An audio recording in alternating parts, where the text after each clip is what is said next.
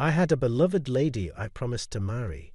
We were both 30, the same age, and I had proposed to her, wanting to spend my life with her. As I nervously held out the ring, she smiled with tears in her eyes and said, "I do. I will marry you." Oh yay, Mike, you're so loud. I didn't care about the people around us. I was too busy shouting with joy. I'm sorry, my face turned red as I apologized to Catherine. She laughed, finding my reaction funny. Catherine had lost her parents at a young age and lived with her grandmother. After seeking blessings from Catherine's grandmother for our marriage, I was on cloud 9, thinking our happiness would last forever. One day, Catherine and I decided to visit a nearby spa in Colorado. "Mike, you always overdo it with the long baths. Sorry, I feel dizzy. I had stayed in the bath too long and got lightheaded." It was getting dark outside, and I felt bad making Catherine drive, but I was too out of it to drive. "I'll drive us home, you can rest. I'm really sorry." I apologized repeatedly to Catherine and reclined my seat to lie down. That spa was so relaxing, right?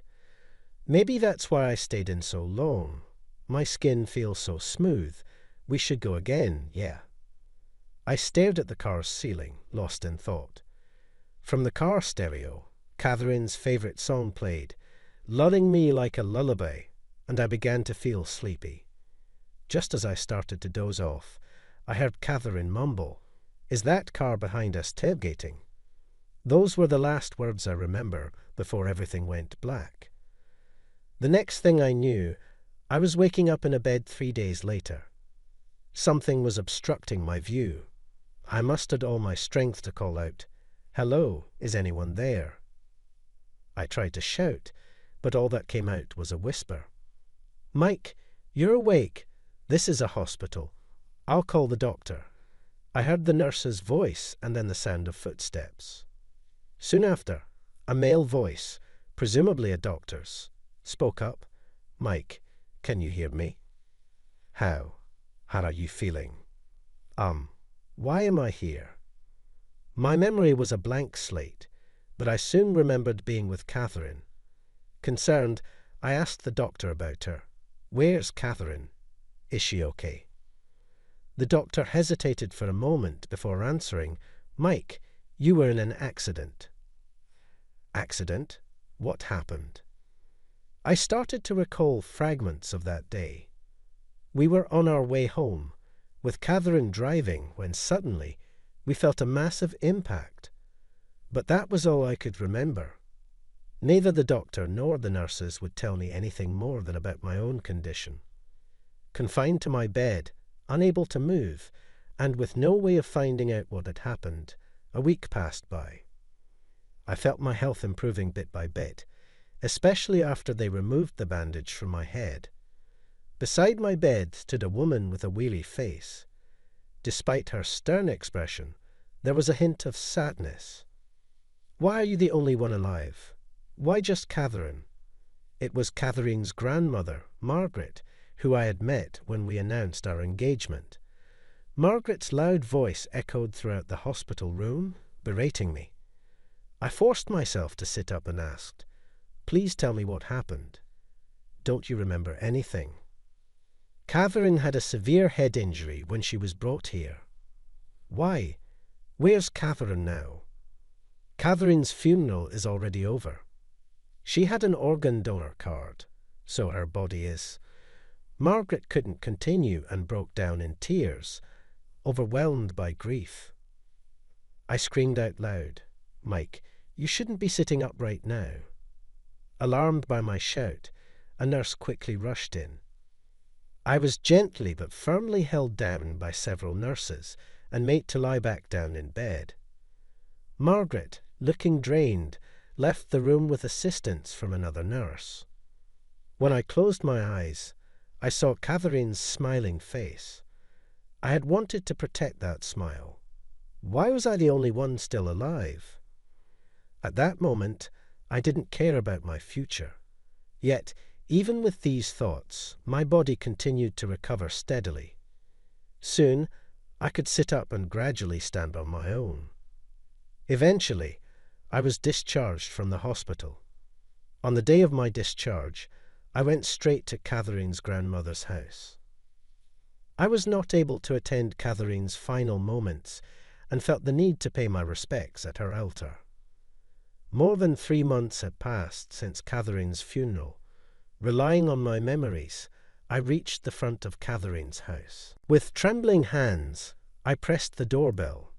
After the chime, a woman's voice answered, "Yes, who is it?" "It's me, Mike. Pardon." She seemed not to recognize my name. I was her fiancé. May I pay my respects to her? Before I could finish speaking, the front door flung open. As I approached the door, Margaret stood there, her face stern. Without warning, she hurled something at me. "You good-for-nothing. How dare you show your face here? I never want to see you again. Just leave." Silently, I accepted Margaret's anger. She looked much frailer than when I first met her. She must have been devastated, having lost Catherine, her only grandchild and family. Feeling her pain, I was left speechless outside the front door. After her outburst, she broke down, falling to her knees in tears. I tried to approach and comfort her, but she said, "Don't touch me. I don't need your help," and stormed back inside, still showing a strong front. I couldn't say a word. I bowed slightly to the empty entrance and left. From then on, I frequently visited Catherine's house. I desperately wanted to pray in front of her altar. No matter how many times I visited, Margaret's attitude remained unchanged. She would just yell at me. Unable to say my goodbyes, I wasn't even allowed to offer my prayers in front of Catherine's portrait. Feeling lost, I returned to my job. I kept telling myself that I needed to be strong, to live a life that wouldn't shame Catherine's memory. So I returned to my previous workplace. There, everyone offered their condolences. Each time, I felt a resurgence of loss and sadness. Still, I immersed myself in work. If I didn't stay focused on something, tears would flow. I couldn't imagine being with another woman after Catherine. Work was different. If I worked hard, I could see the results. That's why I worked all the time. Then, one day, I received a call on my phone from Margaret. For a while, I had visited her frequently, but then I stopped, thinking my visits might be prolonging her grief. Before I knew it, a year had passed since Catherine's passing.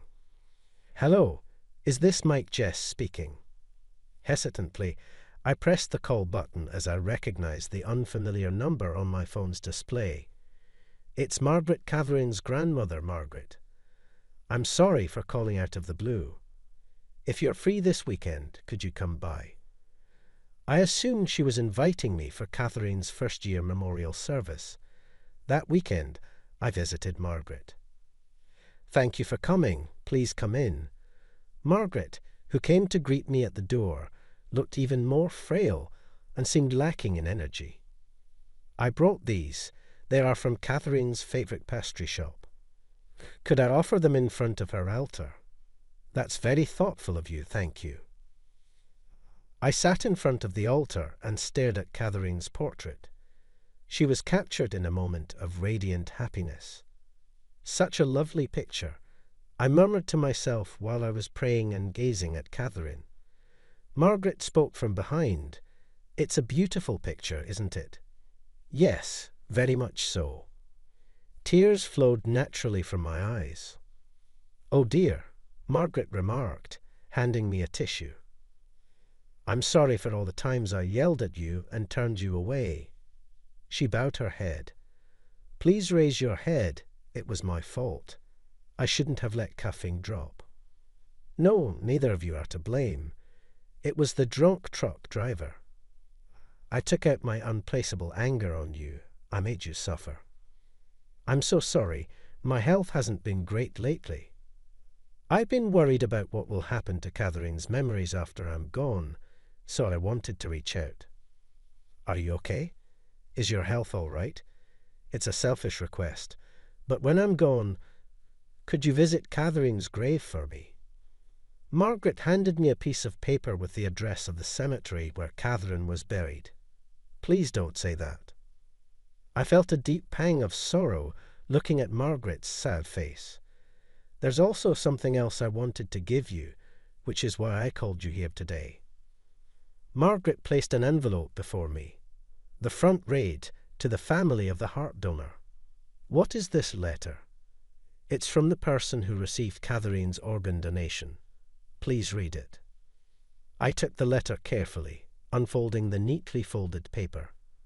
Inside, upon unfolding the neatly creased envelope, it was densely filled with handwritten words. It contained expressions of gratitude from the person who had received Catherine's heart through transplantation.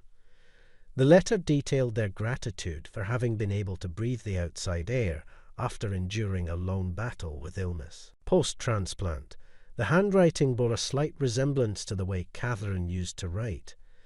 The note was adorned with rounded, endearing characters at the corners. Catherine's heart, it's still beating inside someone else. Margaret nodded in silent agreement. It wasn't long before Margaret passed away. I never failed to visit Catherine's grave every month to pay my respects. From then on, I was mostly immersed in my work. Having lost Catherine and now in my 40s, I had given up on the idea of falling in love again. A decade had passed since the accident. Being deeply engrossed in work and being single for so long, my superiors and older colleagues began suggesting I should marry. There were only older female colleagues, except for one part-time lady, and they seemed concerned about my bachelor status, even broaching the subject of arranged dating. I'd always respond vaguely, politely declining each time. Then a woman from another department was transferred to ours. She was 30. Coincidentally, her name was Katie. "Hello, I'm Katie. Nice to meet you all," as she introduced herself with a bright smile.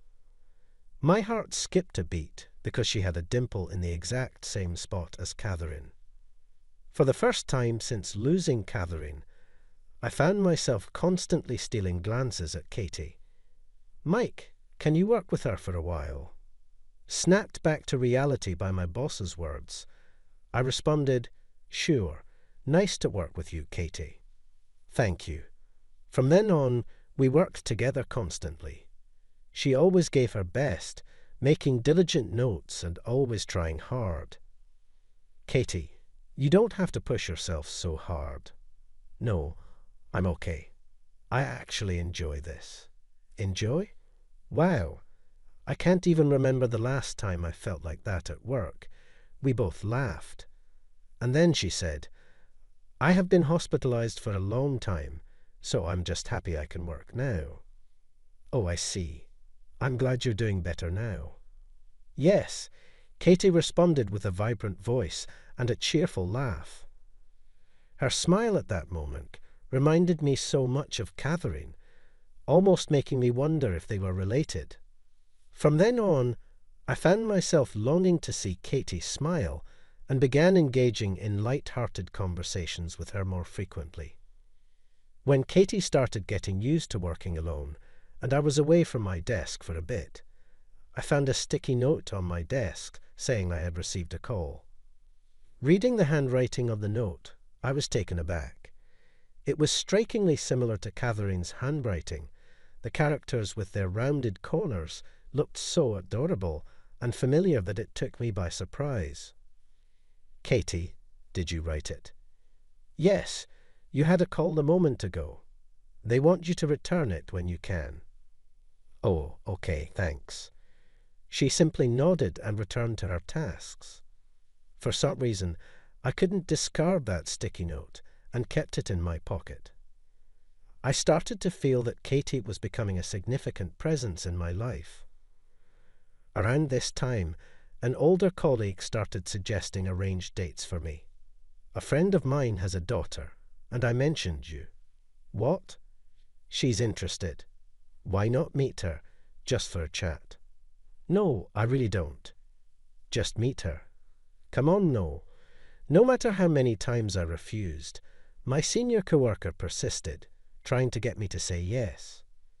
Perhaps noticing my frustrated expression, Katie chimed in with perfect timing, using work as an excuse to speak to me. Mike, I had something to ask you, but are you busy right now? Mike, just think about it, the senior said, trying to push the matchmaking further. Sigh, I replied half-heartedly. Was everything okay, Katie? You're a lifesaver, thank you. So, what did you want to ask? Oh, sorry, I just said that to interrupt you intentionally. Oh, got it. Still, you really helped. It's not right to just meet someone for the sake of it, especially when I'm not interested. In that case, why don't you marry me? Taken aback by her sudden proposal, I was left speechless. Oh no, what am I saying? But when I look at you, Mike, I feel like I'm looking at myself. You feel the same way, Katie. My father doesn't approve of me working because of my lengthy hospitalization. He's worried about my health and pushes me to get married. You're still young, Katie. I'm already 30. Yeah, marriage is a personal choice, right? Aren't you interested in getting married, Mike? Caught off guard by her question, I paused for a moment before replying. I was deeply in love with someone, but we couldn't get married. I can't forget about her. Being hung up on the past at my age is kind of pathetic, right? I chuckled awkwardly to deflect. I want to experience a love like that too. You'll have plenty of chances in the future, but my parents are really pushing for me to get married, like right now. Is that so? So please, pretend to be my boyfriend. You were serious about that? I had assumed she was joking, but the serious look in her eyes made my heart race. If it's just for show, then that's great, since we'll need to know more about each other. Why not go out for dinner tonight? While I was still taken aback, Katie quickly decided on a restaurant and time and got back to work. After that, we started meeting more frequently under the guise of strategy meetings. We discussed everything from how to make a good impression on her father to our supposed shared interests and how we met. As we started spending more time together, I began to notice a budding feeling within me. It was love. Being with her was joyful, and I started to desire to know more about Katie and to spend even more time together. However, I couldn't be honest with my feelings. I figured she probably wouldn't be thrilled about being liked by a 40-year-old man, and more than that, I was afraid of betraying my feelings for Catherine, who was my wife. Holding back these emotions, the day came to visit her house. We agreed to meet near Katie's home, and she led me to her residence. Are you nervous? Yes, very. I was incredibly anxious, a different kind of nervous than when I had visited Katie's grandmother. I was worried if I could keep up the charade. I'm nervous too, but my father was really looking forward to meeting you. I'm just concerned I might mess it up. Katie chuckled softly. When we arrived at Katie's house, she opened the front door, and her parents came out to greet us. Welcome. Glad to have you here, Mike. Please come on in. Suddenly hearing my name from Katie, I was startled. Oh, thank you. I removed my shoes and stepped in, offering the gift I had brought to her father. Here is the gift for you. I hope you like it. Her father just stared at me, not making a move to accept it. Oh dear, thank you for your kindness. Katie's mother graciously accepted it in his stead. I had assumed they would be welcoming since Katie had told me they were eager for her to marry. However, her father's gaze felt penetrating, making me feel exposed. They led me to a traditional sitting room where her father took a seat across from me. Katie, claiming she would help her mother, left me alone with him. Without wasting any time, her father spoke up.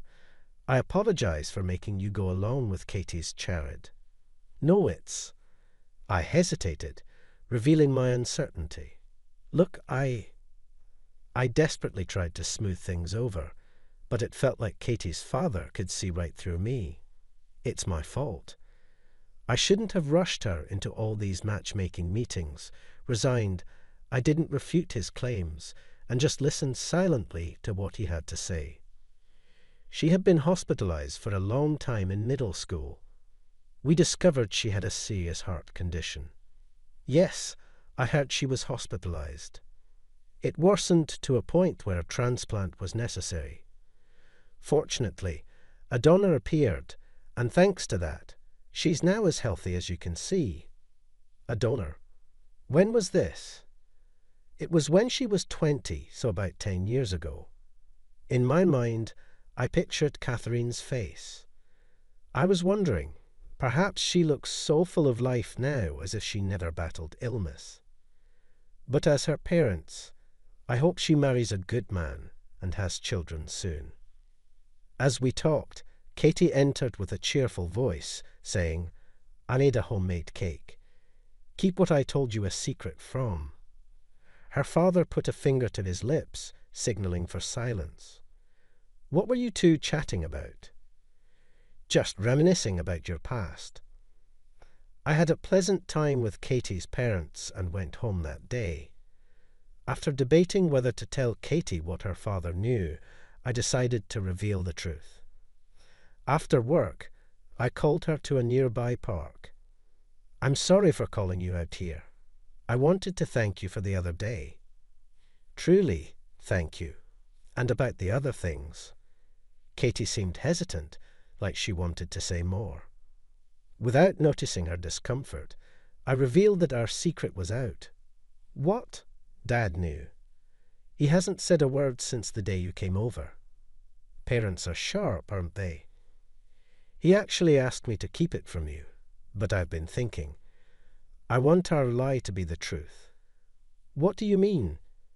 "Maybe I got ahead of myself when you mentioned marriage, but I felt that I could fall in love with you all over again. I want to know how you really feel. I also want our lie to become our reality." As Katie confessed this, her face turned bright red.